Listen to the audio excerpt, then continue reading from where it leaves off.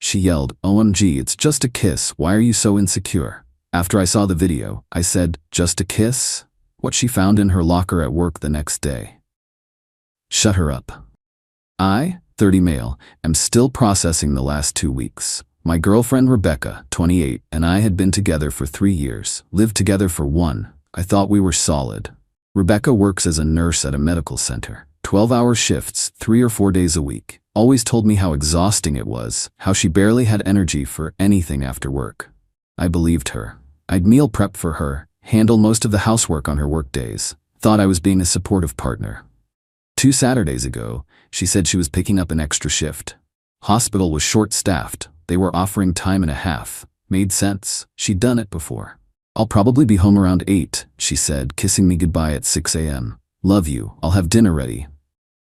You're the best." Around 2 p.m., I get a text from my cousin Jerome. He was at this outdoor food festival downtown with his girlfriend. Sends me a video of some band playing, asking if I knew them. But in the background of the video, maybe 20 feet behind him, I see Rebecca. Clear as day. In regular clothes, not scrubs. Laughing with some guy I don't recognize. Then, right there in the video, she goes up on her tiptoes and kisses him. Not a peck. A full kiss. Arms around his neck. His hands on her waist. My stomach dropped. I texted Jerome, "Don't move. Keep recording." He was confused but did it. Sent me 3 more videos over the next 10 minutes. Rebecca and this guy sharing food, holding hands, him wiping something off her face, another kiss. I didn't text her, didn't call, just waited. She came home at 7:45 p.m. in scrubs, looking tired. "Rough shift?" I asked. "Brutal. 2 codes, 1 difficult patient family. I'm dead." "Must be exhausting. Here, I made that pasta you like." She smiled, kissed my cheek. "What would I do without you?" We ate dinner. She told me stories about her shift. I nodded along. After dinner, she went to shower. I sent her a single text, "Check your phone after your shower." When she came out, I was sitting on the couch with my laptop open. "What's this about?" she asked, looking at her phone. I'd sent her Jerome's first video. Her face went white, then red, then defensive. "You had someone spy on me?" "Jerome was at the festival. You were supposed to be at work." I left early, wanted to grab some food." "In your regular clothes when you left in scrubs?" "I changed." "Rebecca, who is he?" She crossed her arms. "A friend from work, Lucas. We grabbed food. Big deal." "You kissed him." "OMG, it's just a kiss. Why are you so insecure? Just a kiss." "Yes, it didn't mean anything. We were caught up in the moment with the music and, God, you're so dramatic. It was nothing." "You lied about working." "Because I knew you'd overreact. Like you are right now. It's just a kiss between friends." "Friends don't kiss like that." "How would you know? You barely have any friends. You're so clingy and needy. No wonder I needed space to breathe." That stung, but I stayed calm. "So you're saying kissing other people is okay in our relationship? When it doesn't mean anything? When it's innocent?" "Yeah. Grow up. Not everything is about sex and cheating." "Okay. Pack a bag and stay somewhere else tonight. We'll talk tomorrow when you're ready to be honest." She laughed, actually laughed. "I'm not going anywhere. You can leave if you're so bothered by a little kiss. It's my apartment. My name on the lease. I've lived here a year. You can't just kick me out." "You're right, but I can ask you to leave for the night so we can cool off, or we can break up right now." She grabbed a bag, threw some stuff in it. "You're pathetic. It was just a kiss. You're throwing away 3 years over nothing." "No, I'm trying to save 3 years by talking tomorrow when you're ready to tell the truth." She slammed the door. That night, I did some digging. Update 1. Rebecca stayed with her best friend Celia that Saturday night. Sunday morning, she came back around 10 a.m., ready for war. "I've thought about it," she announced, walking in without knocking. "And I've decided to forgive you for embarrassing me." "Forgive me?" "For overreacting, for making me leave my own home, for being controlling." "Rebecca, you lied about work and kissed another man." "It was just a kiss. Lucas and I are friends. Sometimes friends kiss. It's European." "Lucas is European?" "No, but the concept is, you're so American about everything, so possessive. So you're saying this has happened before?" "What? No, just that one time." "But if it's so innocent and European, why wouldn't it have happened before?" She stumbled over that logic. "Look, can we just move past this?" I said it meant nothing. "Show me your phone." "Excuse me?" If it meant nothing, if Lucas is just a friend, show me your messages with him. That's an invasion of privacy. So is lying about where you are and kissing other people. I don't have to prove anything to you. Then we're done. She pulled out her phone, deleted something right in front of me, then handed it over. See, nothing. You just deleted your conversation with him. There was nothing important. Then why delete it? Because you'd misinterpret innocent things. I handed her phone back. Rebecca, I need you to leave. We're over. Over a kiss? Are you serious? Over the lying, the gaslighting, and whatever you're hiding? I'm not hiding anything. You know what? Fine. When you realize how stupid you're being, don't come crawling back. Lucas actually appreciates me. I thought he was just a friend. She stormed out again.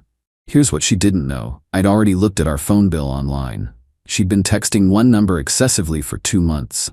Hundreds of messages daily. Late-night calls. I did a reverse lookup. It was registered to Lucas Brennan. But I needed more info before I did anything. So I reached out to my friend Tanya, who also works at the medical center. Different department, but she knows everyone. Lucas Brennan? Oh yeah, he's in pharmacy. Why? Just curious. Rebecca mentioned him. Mentioned him? They're like always together at lunch. Everyone thinks they're, you know? They're what? Hooking up. Sorry, I thought you knew. I figured you guys had an arrangement or something. My blood ran cold. How long has everyone thought this? Maybe 2 months? He's always in the break room when she's there. They leave together sometimes. Someone saw them in his car a few weeks ago getting pretty friendly.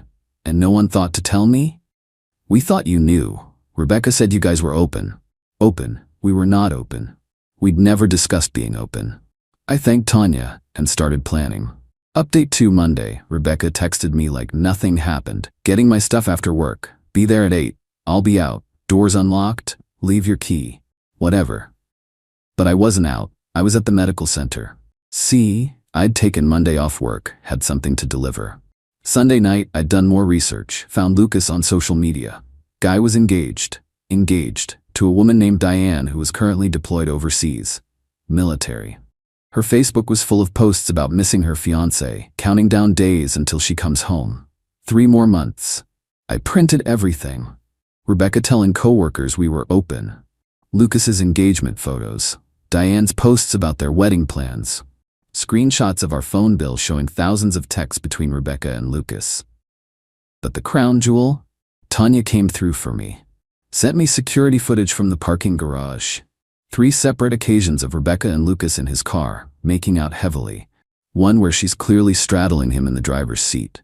All time-stamped during her shifts. I put it all in a manila envelope. Wrote Rebecca on the front. Monday afternoon, walked right into the medical center. Visitor pass for picking up paperwork. Went to the staff area. Found Rebecca's locker. Tanya had told me where. It was combination locked, but maintenance was doing work in the room. Told them I was Rebecca's boyfriend, forgot something in her locker. She gave me the combo, but I forgot it. Can't help you, man. Policy. The maintenance guy said, fair enough. Can you just put this inside when you see her? It's important paperwork she needs. I can leave it on top. That works. I tucked the envelope partially under the lock where it would be visible but secure. Then I left. 3 p.m. my phone explodes. Rebecca calling. Ignored. Calling again. Ignored. Texting. What did you do? How dare you come to my work? This is harassment. Everyone saw the photos. See, what I didn't know but should have guessed. Rebecca opened the envelope right there in the locker room, in front of 6 other nurses. The photos scattered. Everyone saw her straddling Lucas. Everyone saw the evidence she'd been lying about us being open. Then came the best text. Diane knows. Lucas is freaking out. Turns out one of the nurses in that locker room was friends with Diane. Immediately took photos of what fell out of the envelope and sent them to her. By 4 p.m., Rebecca was in the parking lot when I pulled up to my apartment. You ruined my life. How? It was just a kiss, remember? Everyone at work thinks I'm a homewrecker. Are you? Lucas told me he and Diane were basically broken up. The woman planning their wedding 3 months from now? He said she was obsessed and wouldn't let go. So you knew he was with someone? It's complicated. No, it's not. You cheated. You lied. You got caught. It was just, we didn't even have sex. So what were you doing straddling him in his car? You violated my privacy. You violated our relationship. She was crying now, not sad tears, angry tears. Lucas won't even talk to me. Diane called him screaming. He threw me under the bus, said I pursued him. Shocking. This is your fault, if you hadn't been so insecure about one innocent kiss. Rebecca, stop. You've been cheating for 2 months. Everyone at your work knows. You told them we were open when we weren't. You lied, repeatedly. This is all on you. I'll be the laughingstock. I have to work with these people. Should have thought of that before making out with an engaged coworker in the parking garage at work. I hate you, okay. She got her stuff that night, threw her key at me, called me every name in the book, said I was abusive, controlling, psychotic. Final update. So the fallout has been intense. Lucas's fiancée Diane broke off their engagement from overseas. She's staying deployed for another 3 months, but had her family clean out their apartment. Lucas had to move back with his parents. At work, Rebecca became persona non grata. Not officially. No one would risk HR issues. But suddenly, she's not invited to lunch groups. No one wants to swap shifts with her. The nursing staff is tight-knit, and many of them are married or in relationships. They don't trust her now. Tanya told me Rebecca tried damage control, telling everyone I was abusive, and she sought comfort with Lucas. But then other people started comparing notes. She'd told different people different stories. Told one we were poly. Told another I was gay and she was my cover. Told a third we'd been broken up for months but still lived together. None of it matched. Lucas threw her completely under the bus to save his own reputation. Claimed she pursued him relentlessly. Said she told him she was single. Even filed an HR complaint saying she created a hostile work environment for him. Wednesday, Rebecca showed up at my door at 11 p.m. I need to stay here tonight. No. Celia kicked me out. She says I'm toxic. Okay, I have nowhere to go. That's not my problem. We were together 3 years. Were. Past tense. You destroyed my life over a kiss. Rebecca, for the last time, it wasn't just a kiss. You had an emotional and physical affair for 2 months. You lied to me, to your coworkers, to everyone. You got caught. The consequences are yours. I could have kept it secret. We could have worked through it. But you didn't want to work through it. You wanted to gaslight me into thinking I was insecure for having boundaries. I loved you. No, you loved having a meal prep chef and maid while you fooled around with Lucas. She sat on my doorstep and cried for an hour, real tears this time. I didn't open the door again. Eventually she left. Yesterday got a text from an unknown number. It was Lucas. Thanks for ruining my life, asshole. You ruined your own life when you cheated on your fiancé. Rebecca said you guys were open. Did you ever verify that with me? Why would I? Because you were sneaking around with someone's girlfriend? She said it was fine. And you believed her because it was convenient. Diane won't forgive me. Good for Diane. Rebecca won't even talk to me now. Shocking that someone who cheats with you would also lie to you. You're a psycho. I'm a guy who provided evidence of an affair to interested parties. What they did with that information was their choice. He sent a bunch of angry texts. I blocked him. Rebecca posted on social media about surviving narcissistic abuse and starting fresh. 15 likes. Most of our mutual friends unfriended her after hearing the real story. Me? I'm doing okay. Apartment's quieter, meal prepping just for myself now. Started going to the gym again, matched with someone on a dating app yesterday. She seems nice. We're getting coffee Saturday. Funny how just a kiss turned into losing a relationship, a friend group, work reputation, and an affair partner. But hey, I'm just insecure, right?